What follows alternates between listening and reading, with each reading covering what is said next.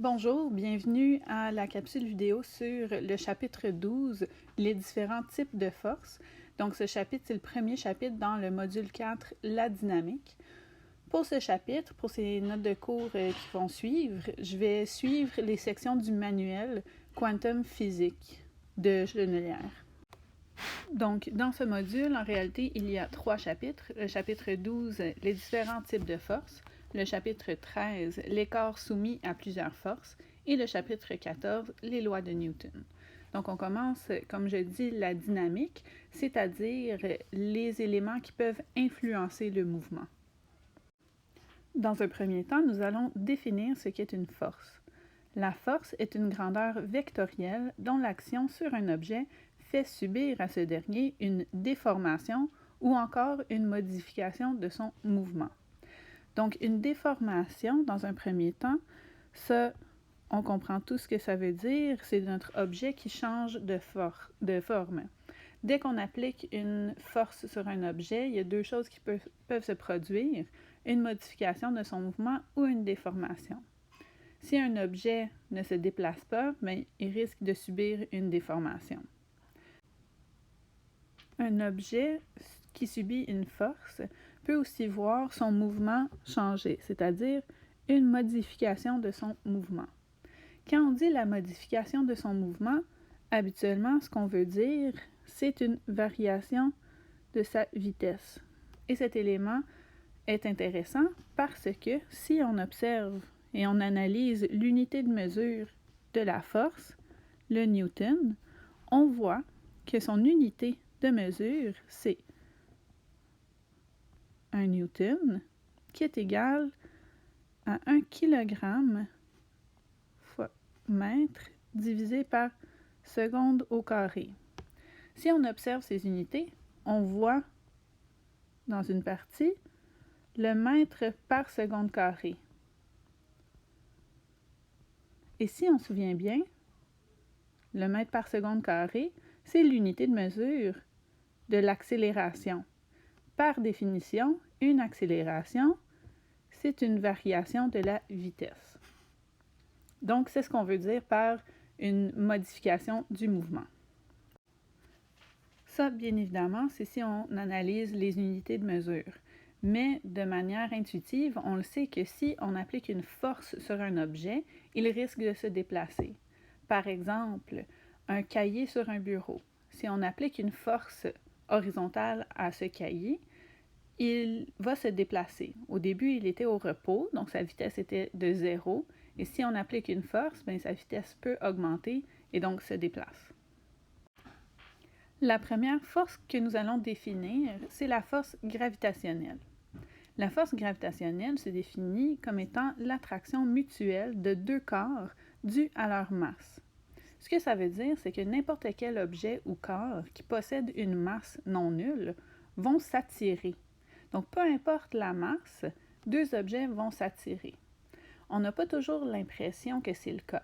Par exemple, encore une fois, si vous avez un bureau avec un cahier et une calculatrice, en réalité, ces 2 objets exercent une force d'attraction l'un sur l'autre. Donc, le cahier attire la calculatrice et la calculatrice attire le cahier.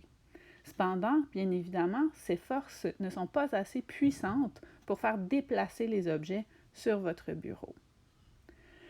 Si on regarde maintenant la formule de la force gravitationnelle, la force gravitationnelle est égale à G majuscule, la constante gravitationnelle universelle, 6,67 fois 10 à la moins 11 newton fois mètre carré par kilogramme carré, fois la masse 1 du premier objet, fois la masse 2 du deuxième objet, divisé par R, la distance entre les 2 corps au carré.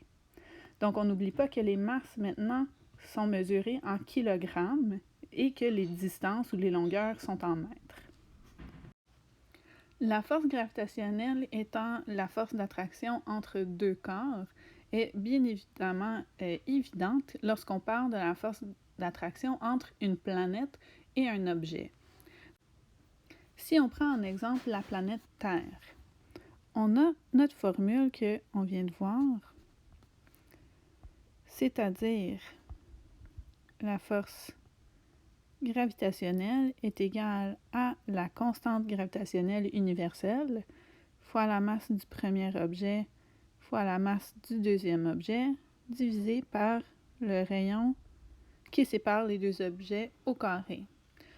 Dans notre cas, si on parle d'une planète, on présume que les objets se trouvent tous à la surface de cette planète, si on parle de Terre relative. Donc, on va utiliser tout simplement le rayon de la planète pour parler de la distance entre les deux objets.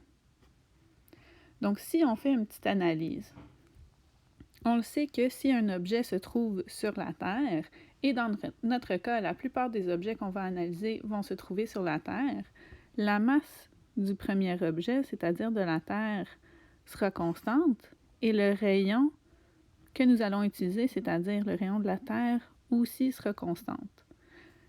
La constante gravitationnelle universelle, bien évidemment, puisque c'est une constante universelle, elle sera constante. Donc, si on analyse seulement le premier élément de la formule pour la planète Terre, la constante gravitationnelle universelle est égale à 6,67 fois 10 à la moins 11 newton mètre carré par kilogramme carré. La masse de la Terre, qui est toujours constante, est de 5,972 fois 10 à la 24 kg et le rayon de la Terre en mètres est de 6,371 fois 10 à la 6 mètres. Donc, si on prend l'élément dont j'ai encadré précédemment dans notre formule, qui ne change pas quand on fait une analyse de la force gravitationnelle sur la Terre, on fait le calcul suivant. G fois M1 divisé par R au carré est égal à, et là je vais remplacer par mes valeurs, 6,67 fois 10 à la moins 11 newton mètre carré par kilogramme carré fois 5,972 fois 10 à la 24 kg. On peut mettre des parenthèses pour que ce soit plus clair. Tout ça divisé par 6,371 fois 10 à la 6 mètres au carré. Si on pitonne tout ça dans notre calculatrice, on le calcule, ça va nous donner une réponse de 9,81 newton par kilogramme. Et je ne sais pas si vous reconnaissez ce chiffre, 9,91. C'est bel et bien l'accélération gravitationnelle terrestre. Habituellement, on le voit en mètres par seconde carré, mais des newtons-kilogrammes, c'est la même chose que des mètres par seconde carré. Donc, sur Terre, nous savons que G minuscule, c'est-à-dire l'accélération gravitationnelle terrestre, est égale à 9,81 newton par kilogramme. Mais habituellement, on voit notre accélération en mètres par seconde carré. N'oubliez pas que 1 newton, c'est égal à 1 kg fois mètre par seconde au carré. Donc, si j'ai des newtons par kilogramme, tout ça, c'est fois 1 sur kilogramme. Et si j'élimine ce qui est pareil au numérateur et au dénominateur, les kilogrammes s'éliminent et il nous reste des mètres par seconde carré. Donc, en réalité, des newtons par kilogramme, ce sont la même chose que des mètres par seconde carré. Donc, nous avons déterminé que dans notre grande formule de la force gravitationnelle, qui est égale à grand G fois M1 m2 divisé par r au carré. Sur Terre, puisque G, m1 et r sont constants, on peut remplacer cette valeur par l'accélération gravitationnelle terrestre qui est G minuscule.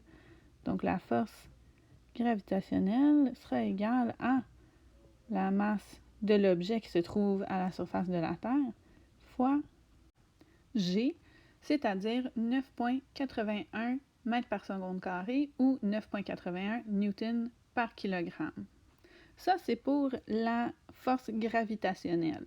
Mais ce que vous avez vu en 4e secondaire, on peut voir que cette formule qu'on vient de déterminer ressemble fortement à la formule de la force de manière plus générale, c'est-à-dire que la force est égale à la masse fois l'accélération. Donc, on voit ici que la force gravitationnelle, c'est une force, mais qu'on applique l'accélération gravitationnelle terrestre. L'accélération gravitationnelle est l'accélération constante subie par un objet en chute libre près de la surface de la Terre. Donc, on vient de voir que cette accélération gravitationnelle G minuscule sur la Terre est de 9,81 newton kilogramme ou en mètres par seconde carré, c'est la même chose. Si on est sur un autre astre, par exemple la Lune, puisque la Lune n'a pas la même masse que la Terre, eh bien, l'accélération gravitationnelle lunaire de la Lune est de 1,62 mètres par seconde carré ou newton-kilogramme. Ceci s'explique encore une fois parce que cette accélération, l'accélération lunaire, est égale à la constante gravitationnelle universelle fois la masse de la Lune divisée par le rayon de la Lune au carré. Donc, on est d'accord que la masse de la Lune et le rayon de la Lune ne sont pas les mêmes que la masse de la Terre ni le rayon de la Terre. Ce qui fait en sorte que son accélération gravitationnelle est très différente. Si on pousse cette réflexion un petit peu plus loin, on sait que la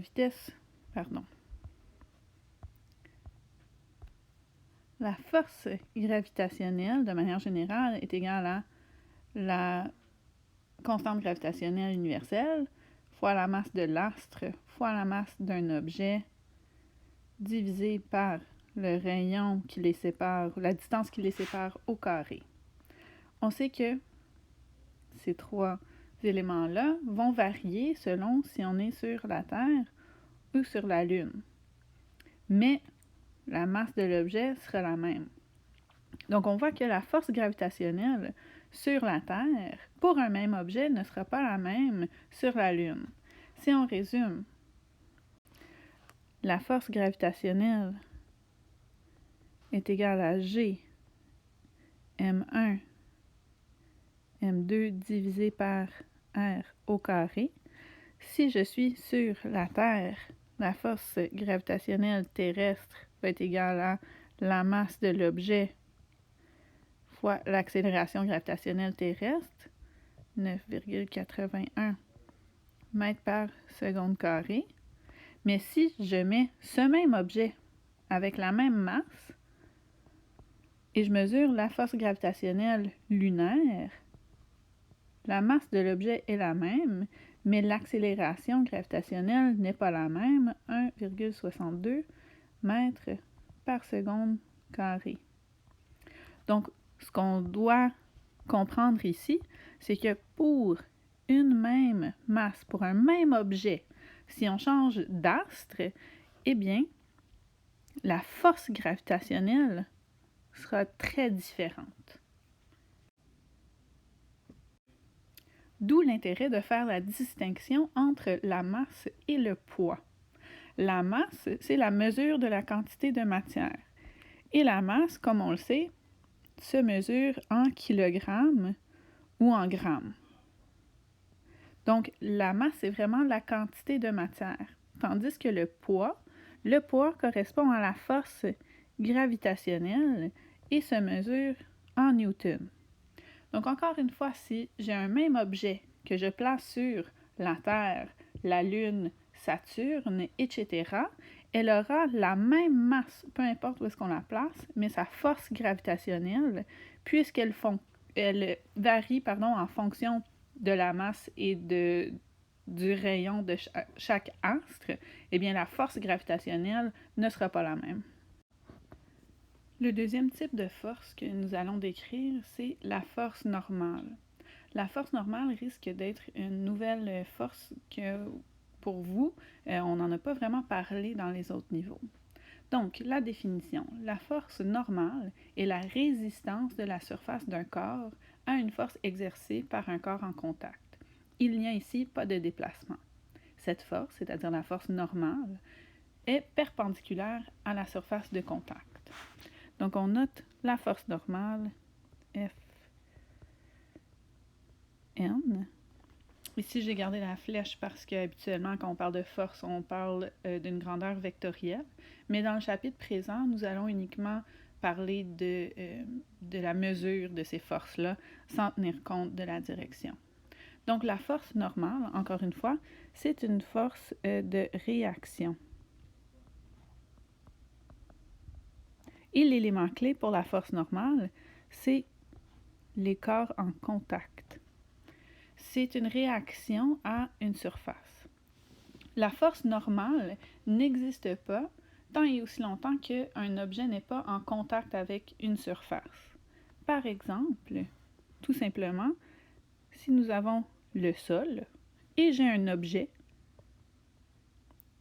qui repose sur le sol.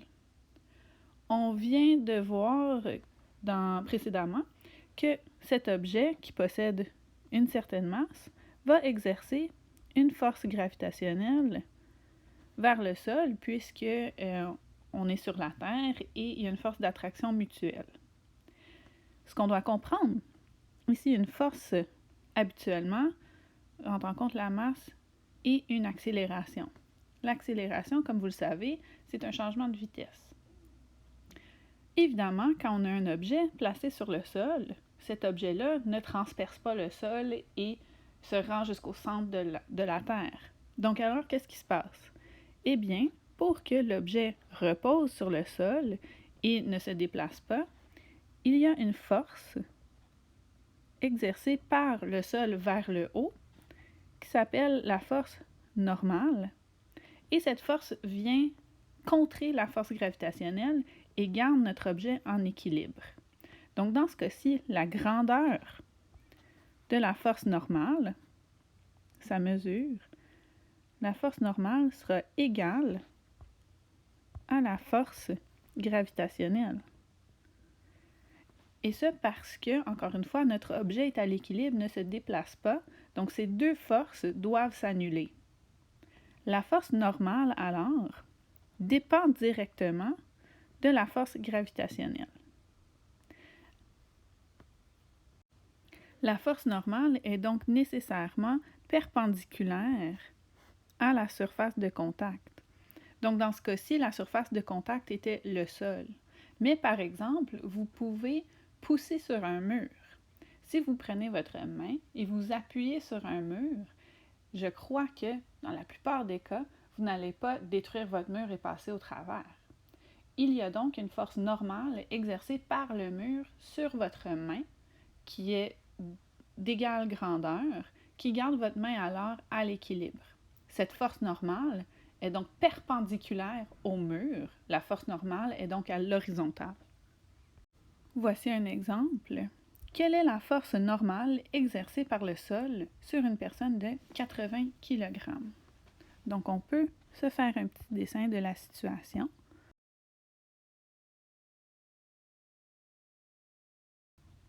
Nous avons le sol et nous avons une personne debout sur le sol qui a une masse de 80 kg. On aimerait savoir la grandeur de la force normale exercée par le sol sur cette personne.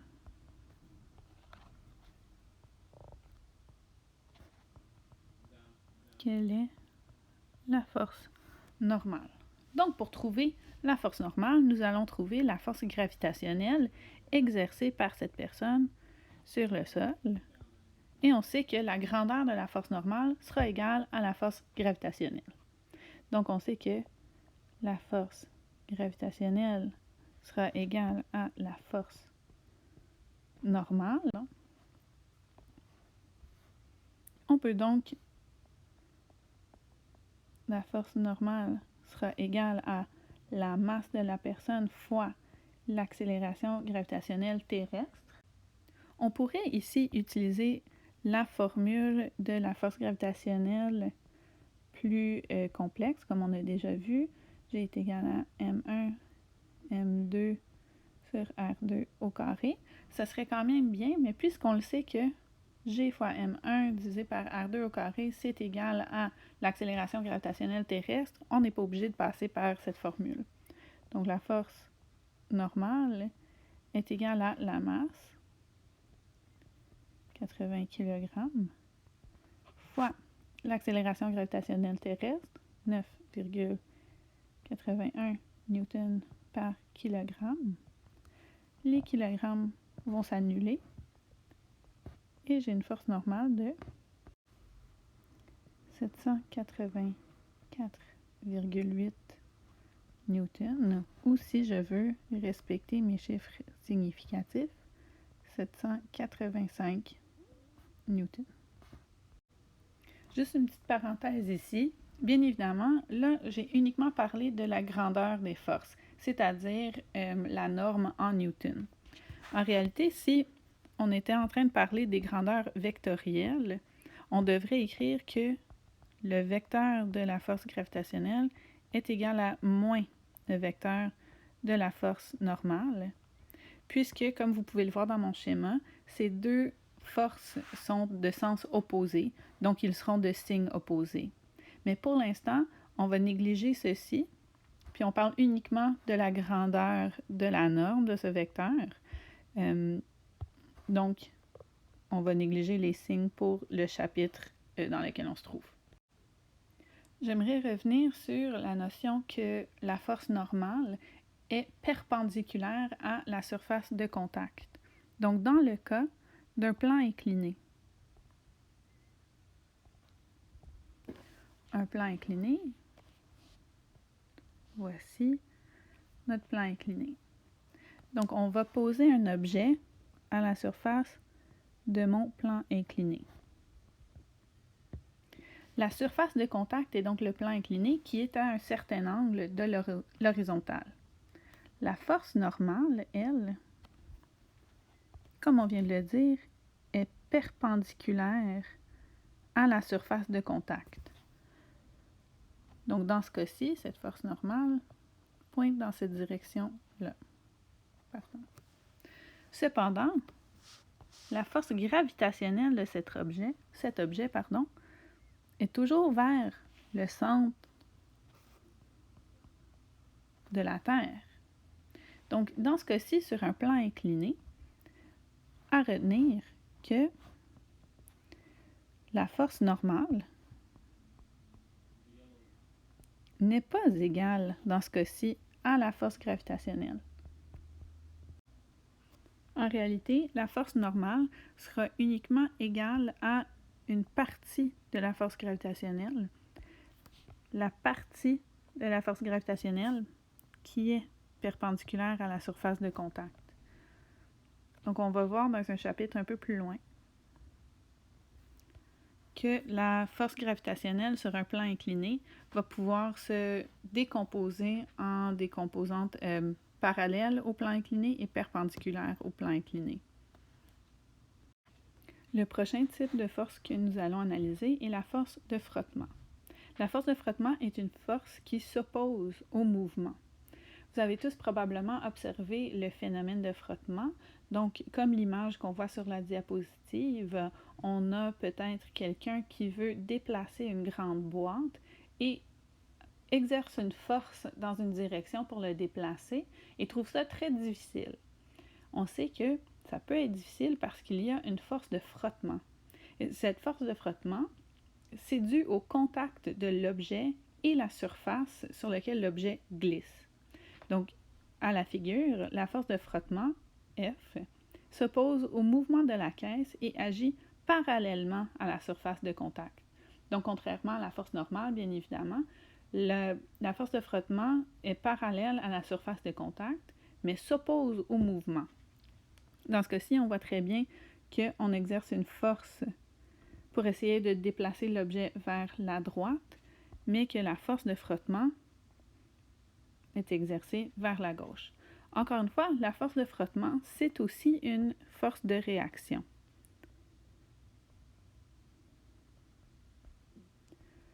Si l'objet est tout simplement sur le sol et qu'on n'est pas en train d'exercer une force pour essayer de le déplacer, alors à ce moment-là, il n'y a pas de force de frottement. La force de frottement va alors dépendre de deux facteurs. La force normale, c'est-à-dire le poids de l'objet, et le coefficient de frottement.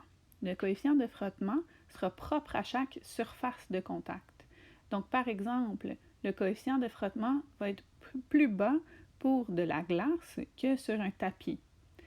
On peut s'imaginer que si on a une caisse qu'on veut glisser le long d'une glace à l'extérieur, ça va être plus facile que de le pousser le long d'un tapis. La formule de la force de frottement est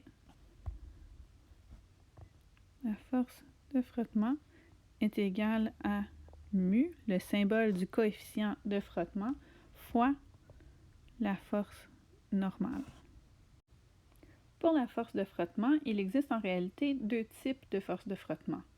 La force de frottement statique et la force de frottement cinétique. La force de frottement statique est avant que l'objet se déplace et la force de frottement cinétique, c'est lorsque l'objet se déplace.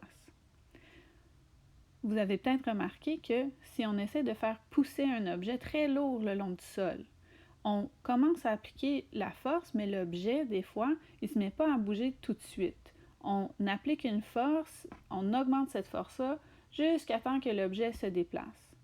La force de frottement statique est donc la force de frottement qui retient l'objet à l'équilibre avant qu'il se mette à bouger.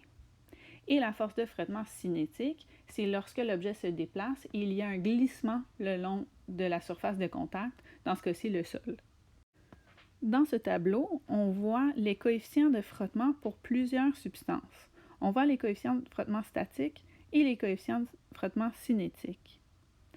On le sait que pour différentes substances, différentes surfaces de contact, les forces de frottement, c'est-à-dire les coefficients de frottement, seront différents.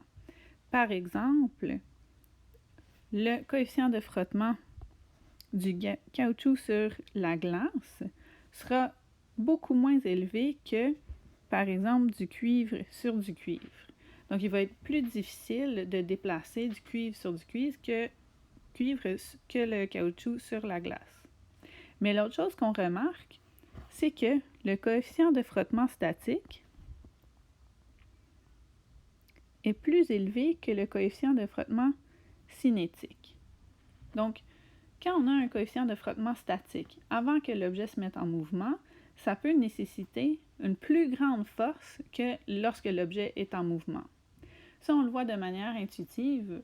Dans le même exemple que j'ai utilisé précédemment, si on essaie de glisser un objet très lourd le long du sol, ça nous demande une grande force pour le mettre en mouvement, et une fois qu'il est en mouvement, on dirait que c'est plus facile. Donc la formule est légèrement différente lorsqu'on parle de force de frottement statique, parce que la force de frottement statique, c'est la force jusqu'à temps que l'objet se mette en mouvement. Donc même si on applique une très petite force sur l'objet, l'objet ne bougera pas. Et une fois que l'objet est en mouvement, là on parle de force de frottement cinétique, donc on parle d'une égalité. Donc voilà, juste préciser que la force de frottement statique peut avoir plusieurs valeurs, c'est jusqu'à temps que l'objet se mette en mouvement. Le prochain type de force que nous allons décrire, c'est la force de tension. La tension est la force de traction qu'un câble exerce sur un corps. Donc tout simplement, la tension, c'est une force, mais qui est appliquée par un câble.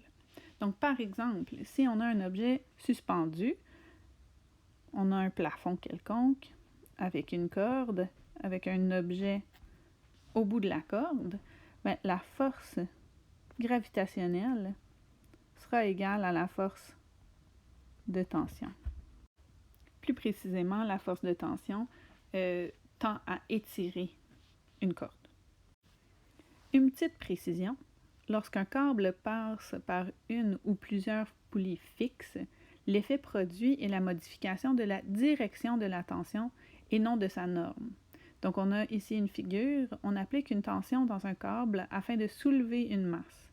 Les poulies modifient seulement la direction de la tension et non sa norme.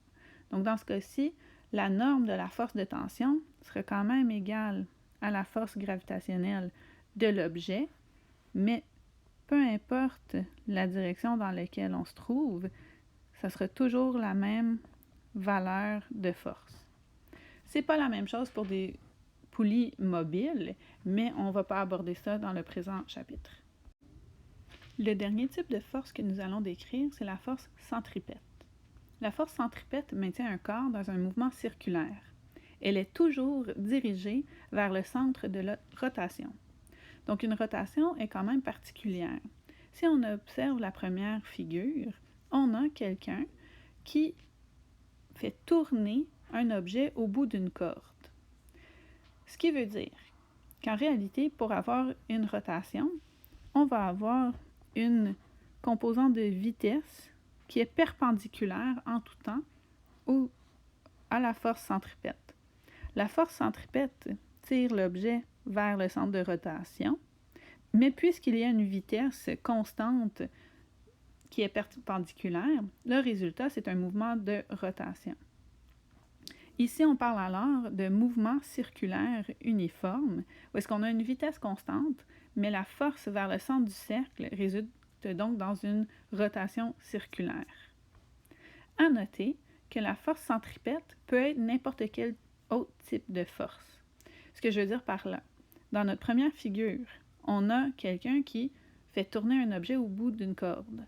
Donc la force centripète dans cet exemple, en réalité, c'est une force de tension, puisqu'on parle d'une corde.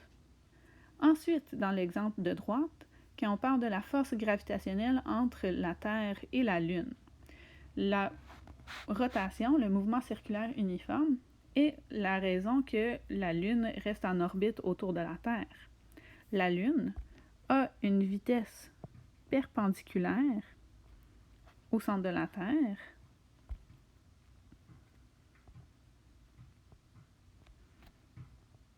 et il y a une force qui retient la Lune vers le centre de la Terre, et cette force, c'est la force gravitationnelle. Donc, dans le cas de la Lune qui orbite la Terre, la force centripète est égale à la force gravitationnelle. Ensuite, dans le cas de quelqu'un qui fait tourner de l'eau, par exemple dans le fond d'un seau d'eau, mais la force qui retient l'objet vers le centre du cercle, c'est la force normale. Et dans le dernier exemple, quand on a par exemple quelqu'un sur un vélo qui fait des ronds, c'est la force de frottement qui retient l'objet vers le centre du cercle. Donc dans ce cas-ci, on a quelqu'un à vélo qui a une vitesse perpendiculaire au mouvement, mais qui tourne son volant vers la gauche dans ce cas-ci. C'est en réalité le contact entre la roue de la bicyclette et le sol, donc le frottement qui fait en sorte qu'on a une force vers le centre. Donc dans ce cas-ci, la force centripète est en réalité la force de frottement. Tout ça pour vous dire qu'il y a plusieurs formules qui permettent de trouver la force centripète. Il y a une formule pour la force centripète qu'on va voir à la prochaine diapositive, mais on peut aussi passer par le type de force qui traduit la force centripète. La force gravitationnelle, la force de frottement, la force normale, etc. Cependant, une fois qu'on a fait égaliser la force centripète à toutes ces autres forces, on a une formule de la force centripète. qui est la suivante. La force centripète est égale à la masse de l'objet fois la vitesse qui est perpendiculaire au mouvement au carré, divisé par le rayon de la trajectoire, exprimé en mètres. Donc, par exemple, ici, si j'ai quelque chose, une lune qui fait le tour de la planète Terre, je sais que la force centripète est égale à la force gravitationnelle. Donc, dans ce cas-ci, mes deux formules vont être égales. J'ai la masse de l'objet, c'est-à-dire la Lune, fois sa vitesse au carré, divisé par la distance entre les deux astres, est égale à la masse fois l'accélération gravitationnelle.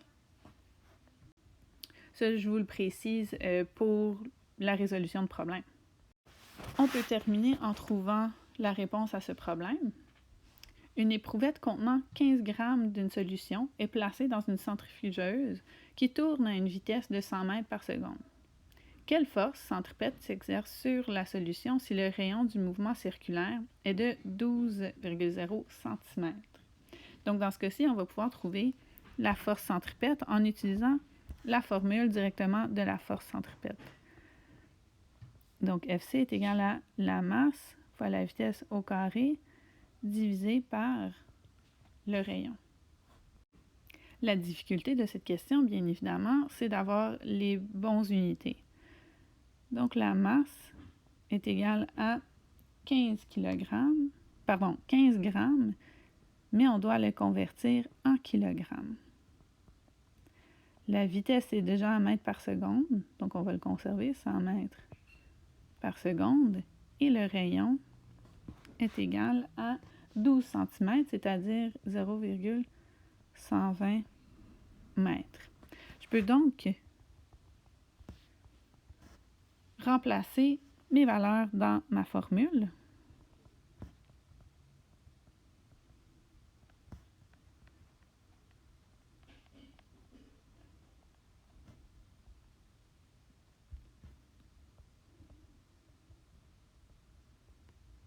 Pour avoir une force centripète de 1250 newtons. Donc, vous le savez ici, je n'ai pas respecté mes chiffres significatifs, désolé, mais on voit ici que la force centripète, malgré que j'ai une petite masse et un petit rayon, la force est très élevée. La raison étant que la vitesse de rotation est très, très grande. Donc, une centrifugeuse, c'est quand même très puissant.